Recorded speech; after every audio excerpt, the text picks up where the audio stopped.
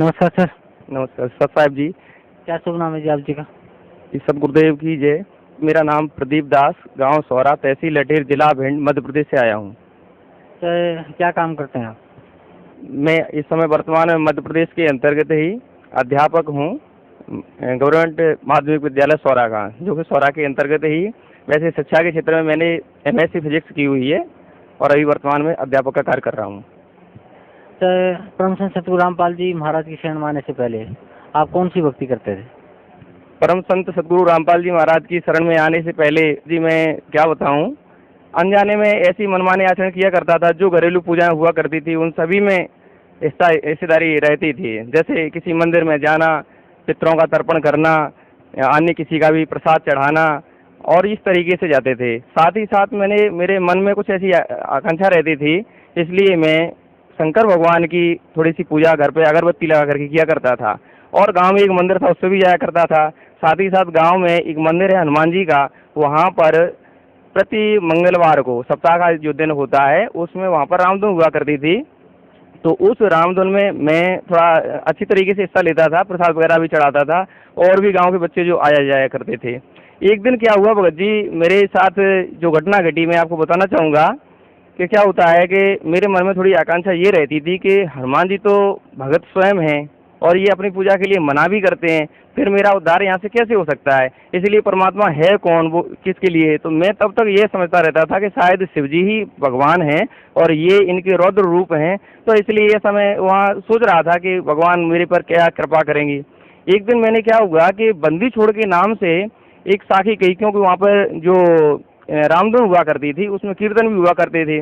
तो मेरे को ध्यान आ गया एक दिन दोहा, उसमें मैंने अचानक ही बोल दिया, मुझे याद भी नहीं था कि बार बार विनती करूं विनय कहूं कर जोर, अब की मोह उबारी सतगुर बंदी छोड़। तो बंदी छोड़ ने मेरे हृदय की वह पुकार सुन ली, और उसी रात में मेरे को क्या है कि सपना दिया। उस सपने के बारे में क्या स्थिति बनती है कि मैं जिस हनुमान जी के मंदिर पर जाता था, उस हनुमान जी के मंदिर से रात में मेरे को मंदिर दिखा, और वहाँ हनुमान जी के मंदिर से एक मूर्ति कट होती है, कट होकर के मेरे हृदय में समा जाती है, और साथ ही साथ हम ऊपर उड़ चले जाते हैं। अब मेरे को कुछ भी ध्यान नहीं रहता, लेकिन जब मैं सुबह जागा तो मैंने देखा कि मेरी आंखें थोड़ी लाल सी थी और ऐसा लग रहा था कि मैं रात भर कहीं घूम फिरा रहा हूँ। अब इस स्थिति से मैं बहुत बेचैन हो गया। मैंने अपने साथी लोगों से भी जानने की कोशिश की, लेकिन कुछ भी हासिल ना हो सका। 2 दिन मैं परेशान रहा और कहा कि हे हनुमान जी, यदि आप ही की कोई ये चमत्कार है तो फिर मुझे आप बताइए, मुझे क्या करना चाहिए, कुछ ज्ञान दो। लेकिन ऐसा करने के लिए हनुमान जी ने तो कुछ भी नहीं कहा, लेकिन बंदी छोड़ जो मैं साखी लगा बैठा था, इसलिए परमात्मा ने मेरे पास एक भगत जी को भेजा, और वह हमारे पड़ोसी गांव से विनोद दास जी जो हैं वो ज्ञान गंगा की किताब लेकर के आए। तो ज्ञान गंगा की किताब लेकर के आए और वो किताब उन्होंने थोड़े सहमाते हुए दी। तो मैंने देखा कि आखिरकार ये ऐसी क्या खास बात है कि आप थोड़ा ऐसा ये संकोच कर रहे हो। तो उन्होंने कहा भगत जी बात कुछ ऐसी ही है, क्योंकि इस किताब को मैं जिसको देता हूँ तो वो लेने में भी संकोच करता है, और ले भी लेता है तो 1 या 2 दिन के बाद वापस भी कर देता है। तो मैंने कहा ये ऐसी बात है तो मैं जरूर पढ़ूंगा इसको। तो ऐसा करने के लिए मैंने उस किताब को पढ़ा। साथ ही साथ भगत जी ने मोबाइल चालू कर दिया, वहाँ परमात्मा का सत्संग चालू कर दिया था। सत्संग चालू कर दिया तो मुझे सत्संग में थोड़ा सा ध्यान आने लगा, और इस कारण से मैंने ये कहा कि मैं इतनी देर में अभी सारे सत्संग सुन तो नहीं सकता हूँ, लेकिन मेरे मोबाइल में इनको फीड कर दो। तो उन्होंने ये काम भी चालू कर दिया, ब्लूटूथ के माध्यम से मेरे मोबाइल में सत्संग उन्होंने डालने चालू कर दिए, और मैं थोड़ी थोड़ी किताब को देखता रहा।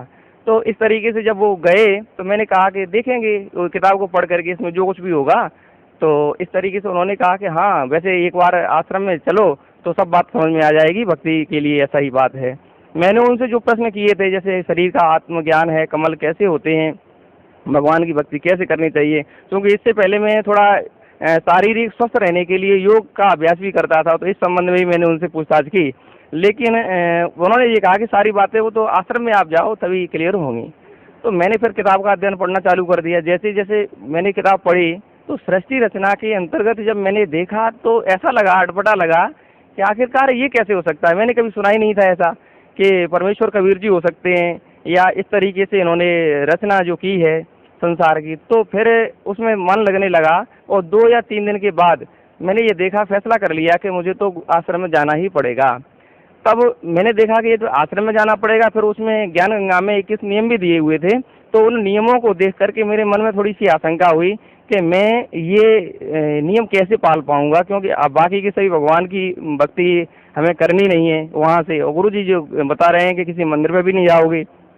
तो इस कारण से मैंने ये कहा भगत जी से कि ऐसा वहाँ पर देखने से क्या और भक्ति करने से ऐसी बात बन सकती है कि मैं मंदिर पे भी जाता रहूँ और भक्ति भी करता रहूँ। तो उन्होंने कहा ये भी गुरु जी ही बताएंगे, मैं कुछ नहीं कह सकता। तो इस संबंध में मैंने कहा चलो ठीक है। साथ ही साथ मेरे क्या है कि मेरी भक्तिमती जो थी उसको एक विस्बेल की तबीयत खराब रहती थी, उसके स्तन में एक गांठ थी जिसके लिए मैं 2 बार ऑपरेशन भी करा लिया था डॉक्टरों से, लेकिन फिर भी वो ठीक नहीं हो पा रही थी। तब पता चला कि ये तो कहीं किसी प्रेत बाधा का शिकार है। तो मैंने झाड़ फूक भी उसकी करवाई।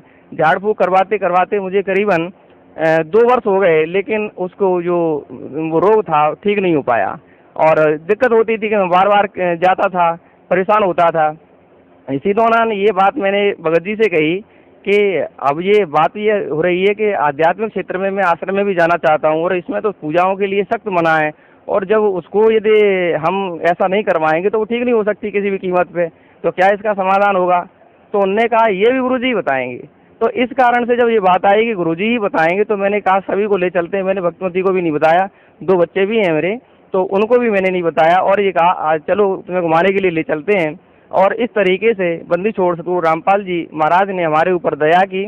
पिछली वर्ष 31 अगस्त 2012 को मुझे नामदान के रूप में परमात्मा की शरण मिल गई। सर, परम संत सतगुरु रामपाल जी महाराज से नाम उपदेश लेने के बाद आपको क्या लाभ मिला? परम संत सतगुरु रामपाल जी महाराज की शरण में आकर के जैसे ही मैंने भक्ति स्टार्ट की, नामदान लिया, तो तब से लेकर के मेरे को ऐसा लगा कि यहाँ से तो मेरा जीवन धन्य हो जाएगा। आध्यात्मिक लाभ जो मुझे चाहिए था वो लाभ तो पूरी तरीके से मिल ही रहा था। साथ ही साथ जो परमात्मा ने आशीर्वाद मेरी भक्तिमती को दिया, कहा कि बेटा ठीक हो जाओगी, भक्ति करो, भक्ति से सब कुछ होता है, इतना कहते ही उनको यहाँ 3 दिन का जो आश्रम में यहाँ रहे थे, सत्संग था, उन 3 दिनों के दौरान ही उनको आराम मिल गया। फिर घर पर गए तो नियम से भक्ति करते रहे और 1 महीने तक थोड़ी सी कभी दिक्कत हो जाती थी, और फिर उसके बाद दोबारा से आ गए। तो यहाँ से फिर से अरदास लगाई परमात्मा से आशीर्वाद लेते समय, तो परमात्मा ने फिर से वही कहा कि भक्ति करो, सब कुछ ठीक हो जाएगा। और इस तरीके से फिर दोबारा से तीसरी बार आए तो बिल्कुल ठीक है, कोई दिक्कत ही नहीं है। और साथ ही साथ मेरे को भी शारीरिक तरीके से पहले तो मैं नहीं समझता था कि कोई कष्ट है, लेकिन कष्ट क्या था कि मेरी हथेलियों में भगत जी यहाँ से त्वचा छिल जाया करती थी, जिससे कि कपड़े जैसे धोना, साबुन का यूज़ करना ये मेरे से बनता नहीं था और थोड़ा कष्ट होता था। लेकिन आज देख लीजिए भगत जी बिल्कुल पूरी तरीके से हाथ सही हैं, इनमें कहीं कोई दिक्कत नहीं। ये तो मैंने मांगा भी नहीं था, लेकिन परमात्मा ने मुझे अनायास ही दे दिया। इस तरीके से ये शारीरिक सुख, और पहले जो योग किया करता था उससे कतई लाभ नहीं होता था, हमारे शारीरिक थकान जैसी चीज़ें रहती थी। लेकिन आज ये देखा जाए कि मैं योग बंद कर दिया है, कतई योग करता नहीं हूँ, लेकिन जो शारीरिक फुर्ती है मालिक की दया से उससे कहीं बेहतर होती है। सर, भक्त समाज को क्या संदेश देना चाहते हैं आप? भक्त समाज से मैं यही कहना चाहूँगा कि जो अपनी ज्ञानेंद्रियाँ दी हैं भाई इनका प्रयोग करिए। आज संसार में देखें तो नकली संतों की बाढ़ आई हुई है, वह ठगी में ठगे चले जा रहे हैं, और इस तरीके से देखें तो भक्त समाज का जीवन तो उन्होंने लूट ही लिया है, और यदि हम लुटते ही रहेंगे तो फिर संभलेंगे कब। इसलिए भक्त समाज को मेरी विनती है, करबद्ध निवेदन है कि आप अपने आंखों से देखिए, कानों से सही सुनिए, आश्रम में आइए, सतगुरु रामपाल जी महाराज की शरण में आकर के नामदान लीजिए और अपने जीवन को धन्य बनाइए। यदि यहाँ पर आकर के आपको 3-4 महीने में नियम तो करने ही पड़ेंगे, नियम के साथ आपने भक्ति कर ली तो मैं नहीं समझता कि शायद आपको ये बात समझ में ना आए।